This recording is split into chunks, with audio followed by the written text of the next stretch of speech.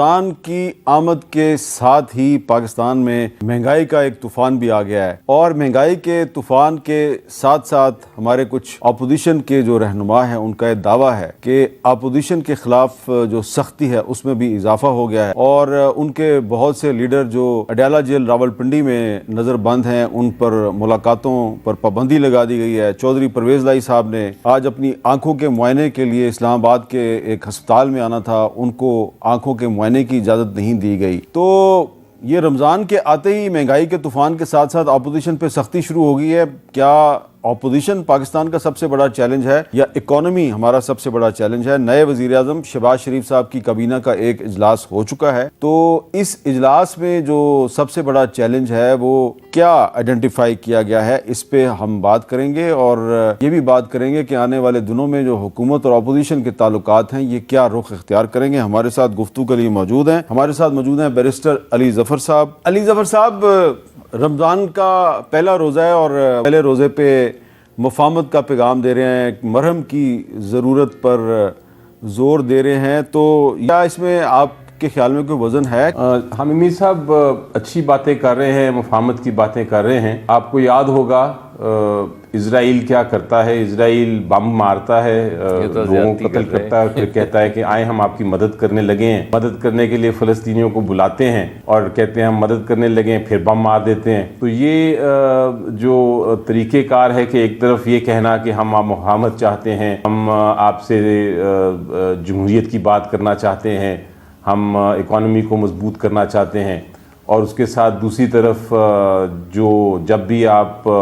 دیکھتے ہیں تو پی ٹی آئی کے لوگ اریسٹ بھی ہو رہے ہیں، ان کو ٹارچر بھی کیا جا رہا ہے۔ اب جو لیٹسٹ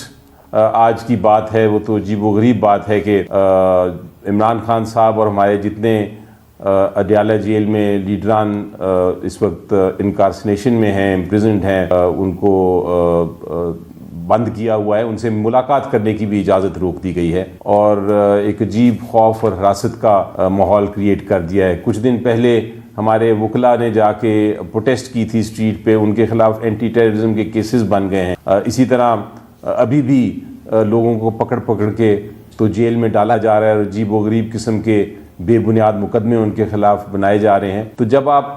اس طرح کی باتیں دیکھیں اور دوسری طرف آپ یہ بات کریں کہ ہم کوئی مفاہمت چاہتے ہیں، تو کون یقین کرے گا؟ اسرائیل پہ آپ یقین کرتے ہیں جب وہ اس طرح کی بات کرتا ہے؟ علی ظفر صاحب، پاکستان کی حکومت جو ہے وہ آپ کے سیاسی مخالفین ضرور ہیں، لیکن ان کو اسرائیل کے ساتھ تشبیہ دینا کوئی نامناسب نہیں ہے؟ میں تو ایک ایگزامپل دے رہا ہوں آپ کو کہ جب آپ اگر مفاہمت کی آپ نے بات کرنی ہے، آپ چاہتے ہیں کہ کوئی آئیڈیالوجیکل بات ہو، کوئی اکانومی کی بات ہو، کوئی ہیلتھ کے کرائسس کی بات ہو، تو پھر آپ کو سی بی ایمز پہلے کرنے پڑتے ہیں۔ سی بی ایم کا مطلب ہے کانفیڈنس بلڈنگ میجرز، یعنی آپ کو ایسے اقدامات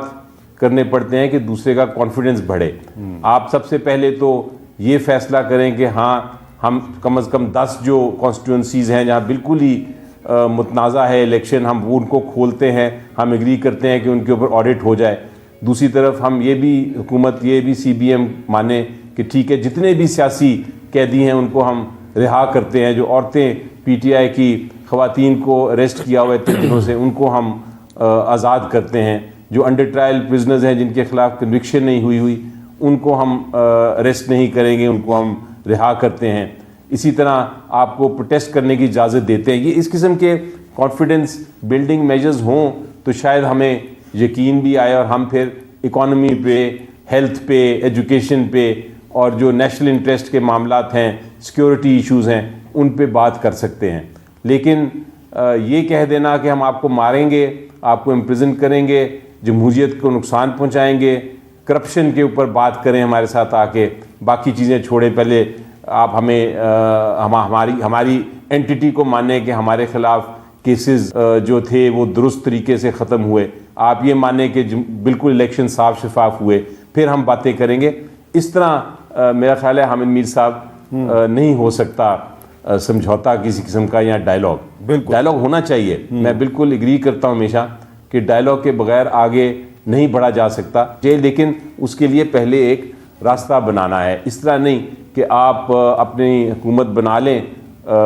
تشدد کے ذریعے بنا لیں, دھاندلی کے ذریعے بنا لیں, اور پھر آپ کہیں چلیں آپ ڈائلاگ کرتے ہیں. آج پرویز لائی صاحب جو ہیں ان کی آنکھوں میں تکلیف ہے. ان کا آج ٹائم فکس تھا صبح 10:30 بجے کا پیمز اسلام آباد میں, لیکن ان کو بھی نہیں, وہاں پہ اڈیالہ جیل کے سپرنٹینڈنٹ نے ان کو وہاں پہ بھی جانے کی اجازت نہیں دی. تو اب وہ پریزیڈنٹ ہیں پارٹی کے, تو اب اگر پرویز لائی صاحب سے کوئی پوچھے گا جیل میں جا کے کہ جی وہ مفاہمت کا پیغام دیا ہے, تو وہ تو پھر آپ کو پتہ ہے نا وہ کس انداز میں جواب کہیں گے, یہ میری اکھاں دے پیچھے پے نے, تسی انہاں نہ مفاہمت دی گل کر دیں. تو یہ سی بی ایمز کے بغیر کیسے ہوگا؟ اسرائیل اور فلسطین کا جب بات ہوتی ہے تو آپ کو وہاں بھی آپ یہی دیکھتے ہیں کہ کوئی سمجھوتا نہیں ہو رہا, کیونکہ ایک سائڈ تشدد کر رہی ہے اور دوسری سائڈ جو ہے وہ اس کے پاس کوئی چوائس نہیں ہے. تو میرا خیال ہے بات جہاں تک ہے میں نے اپنا واضح کر دیا موقف. مجھے نہیں لگتا, میں نے بڑی کوشش کی ہے, بڑا سوچا, بڑا بلکہ باتیں بھی کیں اور ایک ایٹماسفیئر بھی کریٹ کرنے کی کوشش کی, لیکن جب آپ مجھے جو میں دیکھ رہا ہوں حال میں جو ہو رہا ہے, مجھے نہیں لگتا حامد میر صاحب کے اس وقت کسی قسم کی بھی پاسبلٹی ہے کہ کوئی ڈائلاگ ہو سکے. یہ اس کے لیے بہت بڑی سرجری کی ضرورت ہے, اور اس سرجری کے بغیر ابھی امیجیٹ